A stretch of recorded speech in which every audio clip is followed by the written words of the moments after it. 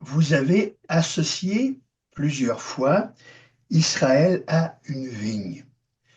Dans la parole, on retrouve beaucoup d'associations. Alors la vigne, le raisin, on le retrouve aussi à Israël avec le figuier, on retrouve Israël avec l'olivier, il y a même l'amandier.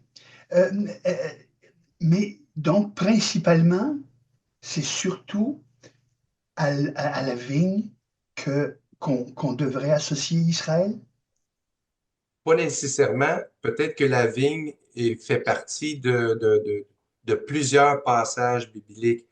Je sais qu'Israël est relié à l'amandier, mais il y a moins de passages bibliques. Donc, c'était plus, il y avait plus de passages qui nous parlent vraiment de la vigne. Donc, c'est pour ça que ça a été choisi. Mais le figuier, oui, c'en est un autre exemple. L'olivier, tout à fait. Mais on peut retrouver la vigne à plusieurs endroits dans les Écritures.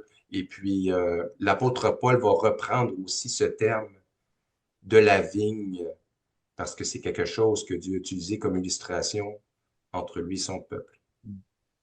Mais peut-être à cause de la quantité. C'est comme on parle des petits prophètes, c'est pas parce qu'ils sont plus petits que les autres, c'est parce que le contenu est moins grand que probablement un prophète comme Isaïe, là, que 66 chapitres. Si.